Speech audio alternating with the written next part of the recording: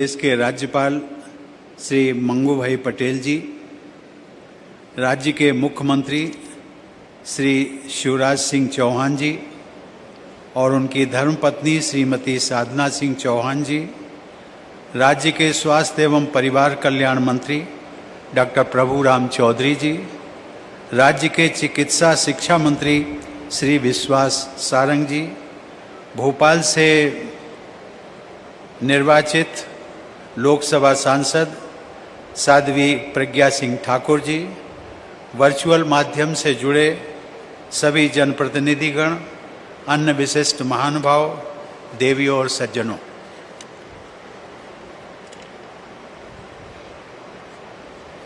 प्रायः मैंने देखा है कि जब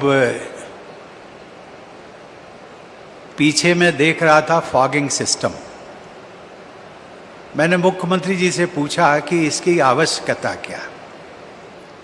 उन्होंने कहा कि कार्यक्रम हमारा स्वास्थ्य से जुड़ा हुआ है, जो लोग यहाँ आमंत्रित हैं उनका स्वास्थ्य ठीक रहे, उनको गर्मी या लू ना लगे, उसके कारण जो है फॉगिंग सिस्टम लागू किया गया। मैंने कहा कि प्रायः फॉगिंग सिस्टम शादी विवाह या अन्य परिवार में मांगलिक कार्यक्रम जो होते हैं उनमें, क्योंकि हमारा कोई मेहमान नाराज ना हो जाए, इसलिए उनकी मेहमान नवाजी को देखते हुए किया जाता है। इसलिए मुख्यमंत्री जी, मैं आयोजकों को, विशेषकर आपकी सरकार को इस बात के लिए धन्यवाद देता हूं कि आपने इन सबके स्वास्थ्य की देखभाल करने के लिए अभी भी व्यवस्था की है। मध्य प्रदेश के विभिन्न नगरों में स्वास्थ्य सुविधाओं में बढ़ोतरी और नवीन संस्थानों की स्थापना से जुड़े भूमि पूजन कार्यक्रम में आज आप सबके बीच आकर मुझे बहुत प्रसन्नता हुई है। मध्य प्रदेश को भारत का हृदय प्रदेश कहा जाता है। इस प्रदेश के साथ मेरी भी अनेक मधुर स्मृतियां जुड़ी हुई हैं।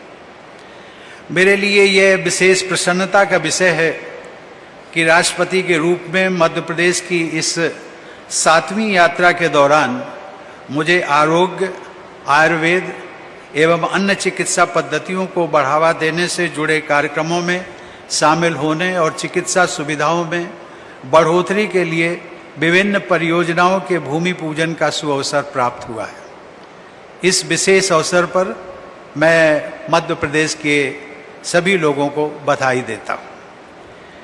आज मुझे 3 शहरी स्वास्थ्य संस्थाओं के लोकार्पण का भी सुअवसर प्राप्त हुआ। आज प्रातः ही मैंने आरोग्य भारती द्वारा आयोजित one nation one health system is the need of the hour कार्यक्रम में भाग लिया। आज सायंकाल मैं आप सबके बीच स्वास्थ्य संबंधी उपक्रमों से जुड़े हुए कार्यक्रमों में मैंने भाग लिया।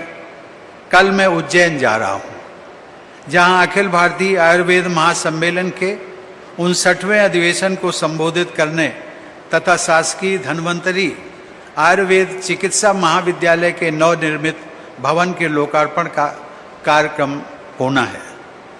प्रदेश में बड़े पैमाने पर स्वास्थ्य सुविधाओं को मजबूती प्रदान करने के लिए मैं राज्यपाल श्री मंगू भाई पटेल और मुख्यमंत्री श्री शिवराज सिंह चौहान तथा उनकी पूरी टीम की सराहना करता हूं। देवी और सज्जनों, कोविड-19 महामारी की असाधारण चुनौती, जिसको हम सब लोग अदृश्य महामारी कहते हैं, का सभी देशवासियों ने एकजुट होकर दृढ़ संकल्प से सामना किया।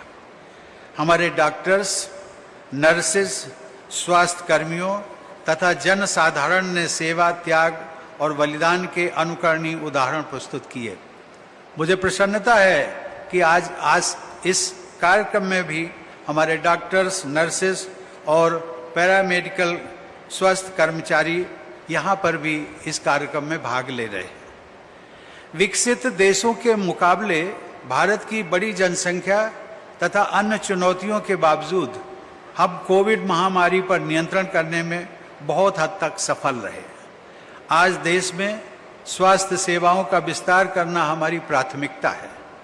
समाज के सभी वर्गों के लोग किफ़ायती दरों पर समुचित उपचार कराने में सक्षम हों, ऐसा प्रयास सभी सरकारों का होना भी चाहिए। आज यहाँ पर गांधी चिकित्सा महाविद्यालय भोपाल के अधीन regional institute of respiratory diseases और centre of excellence for orthopaedics की स्थापना के लिए भूमि पूजन कार्यक्रम संपन्न हुआ। इसके अलावा देवास, सीहोर, शाजापुर, जबलपुर, इंदौर, मुरैना, उज्जैन तथा भोपाल आदि में जिला चिकित्सालयों एवं सिविल अस्पतालों में स्वास्थ्य सेवाओं को मजबूत करने के लिए भी स्वास्थ्य परियोजनाओं को कार्यान्वित किया जाना है। मुझे विश्वास है कि इन परियोजनाओं के पूरा होने से उन क्षेत्रों में लोगों को बेहतर स्वास्थ्य सुविधाएं मिल सकेंगी। देवी और सज्जनों, प्रायः देखा जाता है कि जब कोई बीमार होता है या किसी पीड़ा से ग्रस्त हो जाता है तो उसके मुंह से सबसे पहले भगवान का नाम निकलता है और उसके बाद जो उसके सामने प्रकट होता है वो डॉक्टर होगा या नर्स होगा या पैरामेडिकल कर्मचारी। उसको उन सभी कर्मियों में, स्वास्थ्य कर्मियों में, चाहे वो डॉक्टर हो और नर्सेज हो, उन सब में उसको भगवान ही दिखाई देता है। अगर मुश्किल के समय एक अच्छा डॉक्टर मिल जाए और वो रोगी की ठीक से देखभाल करे तो उससे बढ़कर रोगी के लिए और कुछ नहीं होता। और यदि कोई चिकित्सक रोगी के प्रति सद्भावना रखते हुए उसे तसल्ली के 2 शब्द बोल देता है तो रोगी के लिए वो शब्द भी पथ्य की तरह काम करते हैं। जीवन से निराश या रोग से हताश व्यक्ति की प्राण रक्षा कभी कभी ऐसे सांत्वनापूर्ण शब्दों से भी हो जाती है। देवी और सज्जनों, चिकित्सकों का मूल मंत्र, जिसे हमारे ऋषि मुनियों और भारतीय परंपरा में कहा गया है कि कामये दुख तप्ता नाम प्राणी नाम आरती नाशनम, अर्थात दुख से संतप्त प्राणियों का कष्ट समाप्त हो जाए। यही भावना, इसी भावना के साथ हमारे डॉक्टर्स, नर्सेज और पैरामेडिकल कर्मचारी काम करते हैं। मरीज के जीवन की रक्षा के लिए डॉक्टर को बड़ी सावधानी व जिम्मेदारी से सभी कार्य करने होते हैं। काम का बोझ भी रहता है, फिर भी कुशल डॉक्टर हर परिस्थिति में सेवा भाव से मरीज की देखभाल और चिकित्सा करता है। परंतु कभी कभी ऐसी घटनाएं भी सामने आती हैं जिनमें डॉक्टर के साथ बदसलूकी की जाती है। ये विचार करना चाहिए, हम सबको इस पर सोचना चाहिए कि डॉक्टर भी आखिर मनुष्य होता है और कभी कभी उससे भी गलती हो सकती है।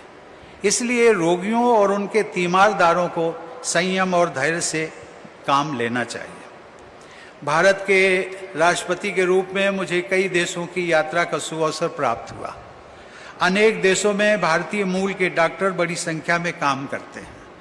वहाँ भी उन्हें बहुत सम्मान की दृष्टि से देखा जाता है। विदेशों में बहुत से लोग भारत में इलाज करवाने आते हैं क्योंकि भारत में इलाज सस्ता है, यूरोपीय कंट्रीज़ की तुलना में बहुत सस्ता है। इसीलिए इंडिया को कभी कभी मेडिकल टूरिस्ट हब भी कहा जाता है। यदि देश में चिकित्सा सुविधाएं बढ़ेंगी और उन्नत चिकित्सा केंद्र खुलेंगे तो देश के लोगों को तो लाभ होगा ही, मेडिकल टूरिज्म के बढ़ने से विदेशी मुद्रा की आमद भी और बढ़ेगी। देवी और सज्जनों, प्राणी मात्र की सेवा करना मनुष्य का परम कर्तव्य होता है। बड़ी संख्या में हमारे चिकित्सक भी सर्वभूत हिते रता, अर्थात सभी प्राणियों की सेवा की भावना से कार्य करते हैं।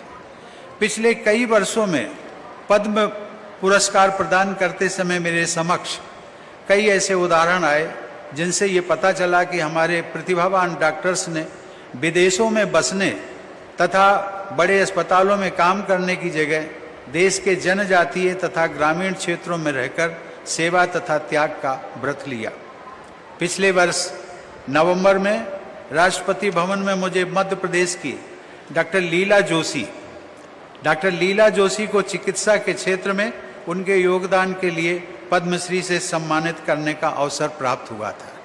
डॉक्टर लीला जोशी स्त्री रोग विशेषज्ञ हैं और रतलाम जिले की जनजातीय ग्रामीण तथा शहरी मलिन बस्तियों में एनीमिया के कारण होने वाली मृत्यु दर को कम करने के लिए 2 दशकों से भी अधिक समय से काम कर रही है। भारतीय रेलवे से रिटायर होने के बाद उन्होंने किसी बड़े शहर में रहने की बजाय रतलाम को अपनी कर्मभूमि बनाया और जनजातीय समाज की सेवा को अपना मिशन बनाया। देवियों और सज्जनों, अंतिम सोपान के अंतिम व्यक्ति तक स्वास्थ्य सुविधाएं पहुंचाने और राज्य के 8 करोड़ से अधिक लोगों के जीवन को बेहतर बनाने के लिए भारत सरकार और मध्य प्रदेश सरकार के प्रयासों की सफलता के लिए ऐसे ही सेवाव्रती चिकित्सकों की आवश्यकता है।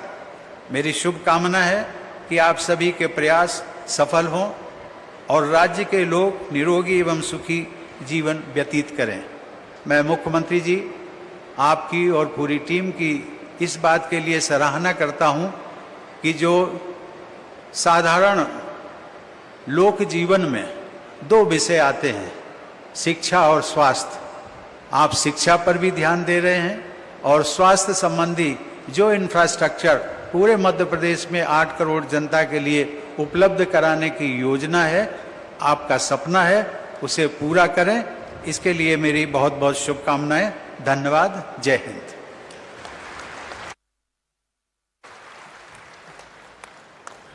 बहुत बहुत धन्यवाद माननीय राष्ट्रपति महोदय श्री रामनाथ कोविंद जी।